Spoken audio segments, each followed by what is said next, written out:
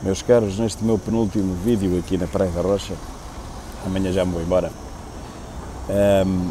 vou falar-vos de 3 assuntos e o primeiro tem a ver com a situação curiosa de um tiroteio em que estiveram envolvidas 30 e tal pessoas, segundo o Correio da Manhã, na Ameixoeira. Vai-se lá saber onde é que é a Ameixoeira.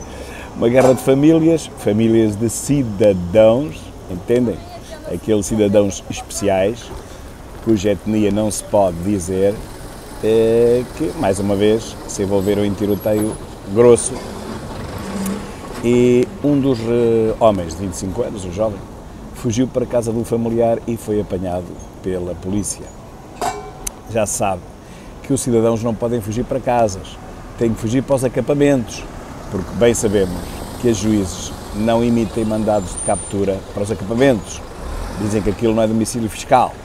Bem, para receber os subsídios é, porque os carteiros passam lá e naquele dia certo têm que levar o envelopezinho com cheque, porque se não levarem até são corridos à bala, como acontece muitas vezes em Viseu. Os carteiros já se recusam a ir a certos acampamentos sozinhos, só vão com a presença de forças de segurança, ou a PSP ou a GNR. Portanto, para receber subsídios as moradas fiscais nos acampamentos servem, para condições de habitabilidade, para efeitos de CPCJ, apesar dos acampamentos não terem nem casa de banho, nem cozinha, nem as mínimas condições de higiene, também serve. Portanto, nunca é retirado uma criança a uma família da etnia dos cidadãos, apesar de não ter as mínimas condições de habitabilidade. O mesmo não acontece se a família não for da etnia dos cidadãos. Se for uma família sem etnia nenhuma, um português normalíssimo, aí, se não tiver um quarto para a criança, se não tiver água quente e água fria, se não tiver uma casa de banho, se não tiver a cozinha bastante longe da casa de banho, pois aí não há condições de habitabilidade e a criança é-lhe retirada. O que não acontece, portanto, nos acampamentos, em que todas essas condições, como muito bem sabem, não existem.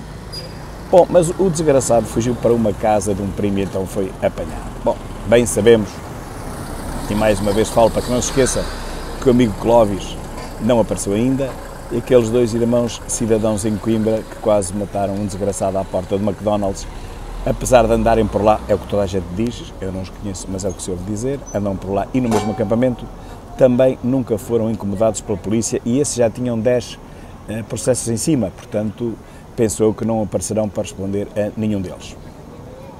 Aqui está um exemplo em que ser cidadão funciona, mas de que maneira relativamente aos outros portugueses que não são cidadãos. Bom, mas este foi estúpido e fugiu para uma casa e por isso foi apanhado. Azar.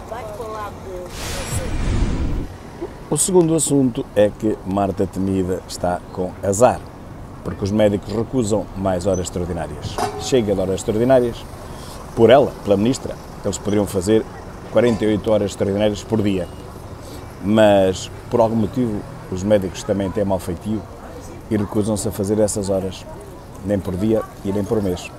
Portanto, o problema não tem solução. Ou importa médicos da Cuba, da Venezuela, da Colômbia, seja lá de onde for, ou, com os que temos, não vai resolver rigorosamente nada. Eu recordo que as listas de espera estão a aumentar como nunca, apesar de 40% dos portugueses já terem um seguro de saúde, que somos dos países, não sei se o maior, se um dos maiores da Europa, em que a população tem seguros de saúde.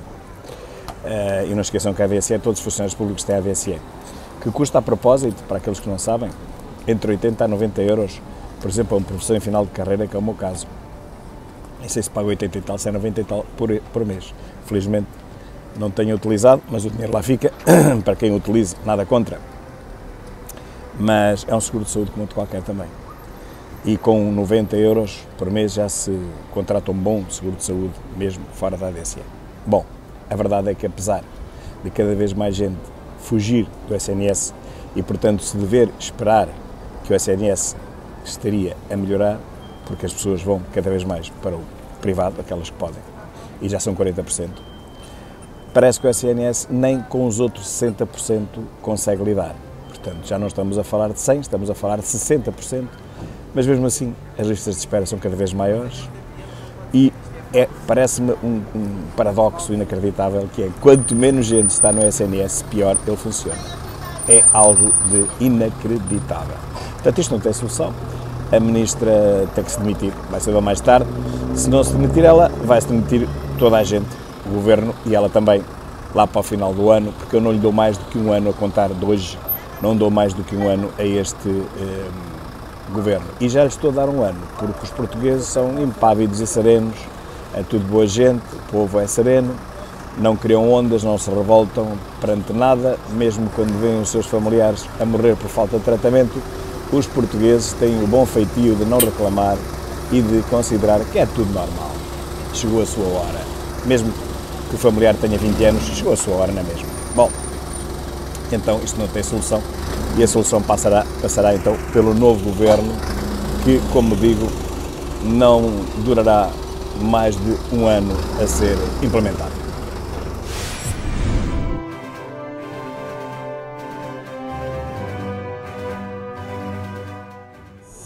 A terceira e mais bela notícia de todas é que se veio a descobrir que Medina Sem R, enquanto Presidente da Câmara de Lisboa, deu 350 mil euros ao filho do Sérgio Figueiredo, que agora pretendeu contratar para um tacho mais bem pago que o do Primeiro-Ministro. Ora, isto foi em 2020. A história é que, no âmbito de um encontro, de um evento chamado Planeteers World Gathering 2020, um evento relacionado com a sustentabilidade, que é um assunto tão do gosto da escardoidice e que tantos milhões mete nos cofres dos Estados, à pala das alterações climáticas. O homem organizou essa palhaçada não, esse gathering, esse encontro, e a Câmara deu-lhe 350 mil euros para ele o organizar.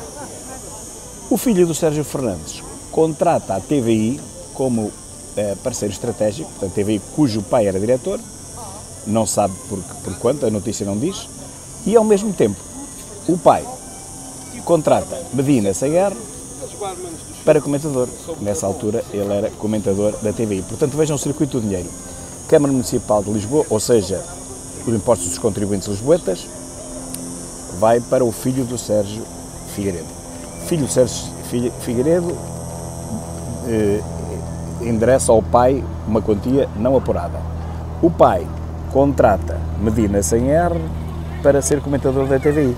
Portanto, vejam este triângulo maravilhoso, um triângulo corruptivo, ou pelo menos um triângulo nepótico, ou, em último caso, pode-se dizer um triângulo de compadrio entre o Presidente da Câmara de Lisboa, o filho do diretor da TVI, o pai, que é diretor da TVI, e voltamos outra vez ao comentador, que por acaso é o mesmo Presidente da Câmara de Lisboa. Melhor do que isto, meus caros, não há. Ninguém consegue inventar um enredo, uma ficção que se assemelhe sequer de longe a esta realidade de Medina Sem R e os seus boys. Neste caso, o trio Los Três, pai, filho e Medina Sem R. Até logo.